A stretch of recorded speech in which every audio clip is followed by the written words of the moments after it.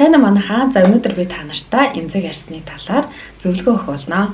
За миний хувьд болохоор би өөр холимог арстай. Тэгээ хэвийн арстай хэрнээ заримдаа буруу бүтээгдэхүүнээ хэрэглэх.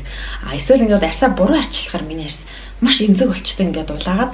За одоо би танарт нэг жишээ үзүүлээ. Энэ зурган дээр яг энэ зураг болохоор миний яг батг гарч явах үеийн одоо оргил үе юм уу? Эд үе дээрээ би ингэж арс маань маш эмзэг болж байсан. За ингээд батгахтай дээрээс нь арс маань ингээд яагаад ингээд эмзэг болсон бэ гэхээр тухайн үед би маш хүчтэй батхны зорилттой бүтээгдэхүүнүүдийг хэрэглэдэг байсан. Тэнгүүт миний арс бүр үнэхээр ямар ч хөрслөг чанаргүй болоод арс маань бүр улам нэмгрээд нүрээ угаахаар улаан. За ингээд тос түрхээр ингээд час ингээд өвдөнч гэдэг юм уу ингээд иймэрхүү асуудалтай байсан. За тэгээд энэ үед болохоор миний хамгийн том алдаа батхны зориулттай хүчтэй бүтээгдэхүүн хэрэглэсэн юм байлээ. Би яг тухайд юм улаан өнгийн юм тоник одоо нэрийг нийлээд яг юм тонер хэрэглэжсэн. Тэр болохоор ингээд батхын маань ингээд хүчээр хатаагаад байгаа юм шиг боловч давхар арсны мэг тэр нөгөө суур арсын маань маш эмзэг болгож байсан. Дээрээс нь би скрабыг бүр ойрхон угааж хэрэглэдэг байсан л ингээд хүчтэй ингээд үрж ингээд угаагаал. Энэ бол айгүй том алдаа байсан. Тэгэхээр хэрвээ та ингээд скраб хэрэглэдэг бол маш зөөлөн арсандаа ингээд зөөлөн массаж хийж угааж болно. Хэрэг та бүр хэд эмзэг бүр маш мэдрэг баг хэр багийн тохирдгүй арстай бол скраб хэрэглэхгүйгээр пилинг жел хэрэглэж болно. Пилинг жел нь арай зөөлөн арсыг чинь өнгөн тэр үгцэн арсыг чинь баг ингэж гуйжуулдаг байгаа. Скраб болохоор арай жоохон ширүү дэж магадгүй. Одоо болохоор миний арс хэвийн арс учраас би скрабыг бол хаяада хэрэглэдэг байгаа. За дахиад нэг жишээ хэлэхэд би 2 жилийн өмнө гоо сахны лангуун дээрээс зүгээр ингээд явж байгаад нэг 4-5 ширхэг салфеткын маск авсан байхгүй юу. Тэгээ тэр маска хэрэглээд яг маргааш нь миний одоо хацар ингээд дух хэсгээр гайгүй ирнэ. Яг энэ хамрын хэсгийн яг үзүүр хэсгээр ингээд тойроод бүр ингээд улаагаад хорсоод бүр час гэд бүр хорсоод бүр амар өвдөд. Тэгээд яг тэр салфеткын маскнаас болж таарсан л та. Тэгээд тухайд би яг гэрт байсан алой гэлээ түрхэж яг тэр яг бүр яг нөгөө өвчтөй байгаа тэр улаацсан байгаа хэсгээ ингээд түрхэд гайгүй болжсэн. Тэгээд 2-3 хоног миний арс яг тийм байдалтай байсан. Тэгээд би нэг дэх маска эргэчээ. За гайгүй л үдээгээд 2 дахь маска эргэсэн чинь бүр улам улаагаад яг хамрын хэсгээ тойроод улаагаадсан. Тэгээд айгүй сонирхолтой. Тэгээд би энэ дээрээс юу гэж хэлэх гэж байгаа юм бэ гэхээр гоо сайхны бүтээгдэхүүнийг зүгээр ингээд дэлгүүрт ингээд явж байгаад сэтгэлийнхаа хөрлөөр авахгүйгээр би яг тэр цагаас хойш дандаа ингээд утсан дээрээс ингээд Google-с хайж агаад эсвэл Pinterest дээрээс хайж агаад эсвэл одоо YouTube сувг дээрээс хүмүүсийн одоо ревю бичлүүдийг харж агаад одоо салфеткын маск, тонер одоо юу гэдгийг гоосхны ямарваа нэгэн бүтээгдэхүүнийг авахдаа бүр маш сайн судалж авдаг болсон. Тэгвэл арс бол бүр үнэхээр эмзэг болчтой юм лээ. Тийм болохоор та нар маань ч гэсэн ямарваа нэгэн гоосхны бүтээгдэхүүнийг авахдаа наан бүр маш сайн судалж аж бүтээгдэхүүнүүдээ сонгож авч агаарай. За надаас зөвлөгөө авч байгаа хүмүүсийн ихэнх нь маш эмзэг арстай хүмүүс байдаг. Тэгээд тэдгээр хүмүүс болохоор яг хизэнээс арс нь эмзэг болсноо ер нь бол мэддэггүй. Тэгэхээр яаж мэдэх боломжтой гэхээр яг өөрийнхөө өмнө ширээн дээрээ яг одоо хэрэглэж байгаа гоо сахны бүтээгдэхүүнүүдээ бүгдийг гаргаж тавьж агаад за 6 сарын өмнөөс энэ бүтээгдэхүүнийг хэрэглэн. За сарын өмнөөс 7 хоногийн өмнөөс за энийг өчигдөр авсан ч гэдэг юм уу яг ингэж анзаарж агаад яг миний арс хизэнээс ингээд эмзэгшээ дулаагаад байгаа илээ гэдгээ тооцоолж агаад тэгээд яг энэ бүтээгдэхүүнээс болж байгаа юм байна гэдгээ бас мэдэх боломжтой. За эсвэл одоо тэр хэрэглэж байгаа гоо сахны бүтээгдэхүүнүүдийн одоо ар талд нь байгаа тэр орц найрлагуудыг харж болно. Хүчтэй орц найрлагууд байна уугүй юу гэдгийг сайн анзаарах хэрэгтэй. За хэрвээ таны арс маш эмзэг бол дараах орц найрлагуудаас аль болох татгалзахыг хичээгээрэй.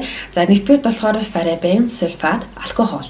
За алкогол спиртний найрлага болохоор дандаа батхны зориулттай хүчтэй бүтээгдэхүүнд маш ихээр агуулгдсан байдаг. За тэр алкогол, спирт ч юм болохоор таны тэр гарсан батгыг чинь хатаагаад байгаа юм шиг боловч суур арсыг чинь бүр чигшэлгүй болгоод арсыг бүр улам эмзэгшүүлдэг байгаа. За дараа нь болохоор үнэртүүлэгч бодис. Үнэртүүлэгч бодис нь болохоор арсыг жоохон хашил үүсгэх гэдэг. Хэрвээ та хурц үнэр мэдрэг бол fragrance free, scent free эсвэл unscent гэсэн нэршилтэй гоо сахны бүтээгдэхүүнүүдийг хэрэглэж болно. За одоо бүгдээрээ арсыг эмзэгшүүлдэг буруу арчилгааны талаар ярилцъя. За нэгдүгээрт болохоор бид нар нүрээ угаахдаа хит халуун эсвэл хит хүт усаар угаагаад байдаг. Тэгэхгүйгээр эн чинь болохоор арсыг маш их эмзэгшүүлж одоо цочрол өгж байгаа учраас бүлээн усаар нүрээ угаах хэрэгтэй. За хоёрдугаарт болохоор бид нар мөсөөр одоо энэ өвчлөлтэй багасгах үүднээс мөсөөр арчдаг. Зарим хүмүүс баг өглөө оройгүй ингээд байн гарчаад иддэг хүмүүс байд юм лээ. Тэгэхээр тэгхгүйгээр Яагаад гэхээр бидний арьс маань болохоор ингээд бүлээн байж хаад дээрээс нь хүүтэн мөсөөр ингээд арчхаар арьсанд бас чочрол үүсдэг. Тэгэхээр энэ дээр бас сайн харах юм бол мөсөөр байн гарчдаг хүмүүс ялангуяа тэр арчдаг хэсгэрээ нэлээд юм улаалт үүссэн байдаг шүү. За дараагийнх нь болохоор хүчтэй бүтээгдэхүүн хэрэглэхээс татгалзах хэрэгтэй. За миний хувьд болохоор би өөрөө өмнө нь маш их скрабыг хэрэглэдэг байсан. Гэхдээ хэрэглэхдээ ингээд бүр ойрхон угаагаал ингээд арьсаа эмзэгсүүлсэнийг та нар түрүүний миний зурагнаас харсан баг.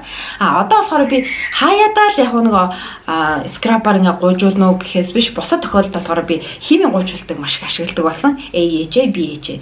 За AHA, BHA-г болохоор эмзэг арьстай хүн бас хэрэглэх тохиромжгүй. Би болохоор химийн арьстай. Яа тэгэхээр одоо нөгөө арьсаа нөхөн төлжүүлсэн яг нэг нэмгэн арьсыг ингээд арай ингээд бэхжүүлсэн учраас одоо гайг байгаа. Яг эмзэг арьстай хүнд болохоор зориулсан химийн гуйжуулт гэж бас байдаг. Тэр нь юу вэ гэхээр PHA. Тэр нь болохоор polyhydroxy acid гэсэн.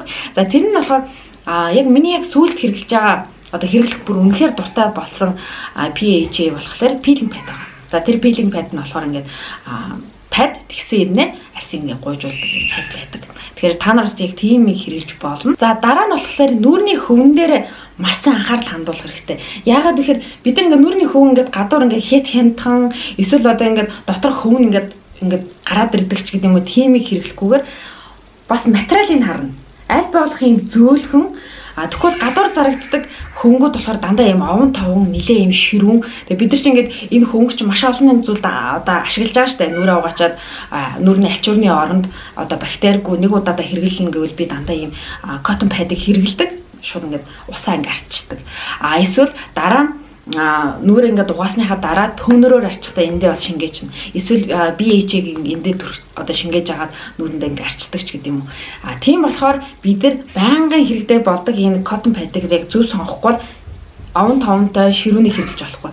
Тэгээд бид нар ингээд зөөлхөн ингэж арчихгүй бол бүр хитрхи ингээл сунгаал бүр ингээд хүчтэй ингээд өөрийн мэдлгүй бид нар бүр ингээд сурцсан байдаг ш бүр энийг ингээд бохрыг арилгах гал бүр ингээд хүчтэй хүрээд байдаг. Гэтэл тэрх тусам бидний арьс илүү ингээд сунаад унжаад тэгээ дээрээс нь нөгөө арьс маань ингээд эмзэгсчдэг байгаа. Тэгэхээр бид нар cotton pad дээрээ бас анхаарах нь байна. За одоо бүгдээрээ эмзэг арьсыг тайвшруулах, чийгшүүлэх, за нөхөн төлжүүлэх орц найрлагуудтай танилцъя.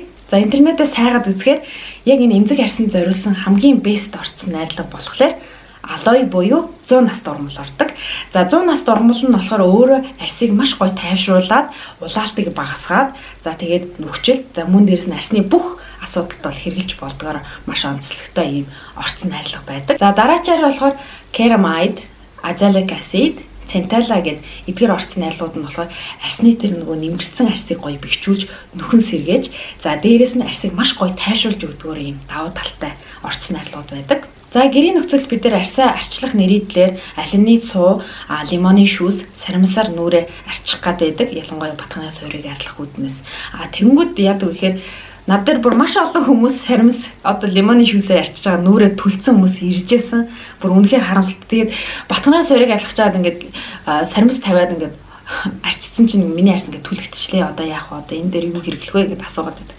Тэгэхээр одоо нөгөө нуухын авч байгаа нүдийн сохлон гэдэг шиг аль болох бид нар гэрийн нөхцөлд ийм эрсдэлтэй алхмыг юусоо хийж болохгүй. Энд чинь өөрөө яг байгалийн яг зэрлэг ургамлаар байгаа учраас яг зориултын гоосхны бүтээгдэхүүн биш учраас арьсанд маш цочрол өгдөг. Арьсыг маш эмзэгшүүлдэг. Тэгээд сорог тогтоон арьсыг түлнэ, гэмтээд. Тийм учраас энэ дээрээс анхаарад бид нар гэрийн нөхцөлд болохоор эдгээр бүтээгдэхүүнүүд хэрэглэж болохгүй байна.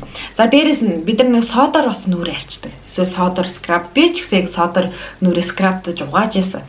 Гэтэл сод ч бас яг нөгөө гоосхны зориултын бүтээгдэхүүн биш учраас арьсыг бас түлдэг юм билээ. Час ингээд хорсоод бүр ингээд улаагаад байдаг учраас минийх бол яг тэгжсэн байхгүй. Тэгэхээр гоосхны яг зориултын бүтээгдэхүүн биш бол гэрийн нөхцөлд битгий ашиглаж агаарай. За яг одоо би өөрийнхөө хэрэгэлтэй гоосхны бүтээгдэхүүнүүд дундаас шилж байгаад эмзэг арьсанд арай тохирохуйц бүтээгдэхүүнүүдийг гаргаад тавьсан байж байна. За эдгээр бүтээгдэхүүнийг ингээд тус бүрд нь ингээд тайлбарлахаар миний бичлэг арай урт болчих гээд байгаа учраас би Cherry Mono pages Facebook pages гадна шинээр Cherry Mono group гэж нээсэн байгаа. Тэгээ та нар маань тэгээд ороод ирээрэй. За шинээр нээсэн group дээрээ яг одоо хэрэглэж байгаа эмзэг арьсны бүтээгдэхүүнүүдээс гадна өмнө хэрэглэжсэн эмзэг арьсны бүтээгдэхүүнүүдээ бас та нарт пост болгоод оруулчихъя.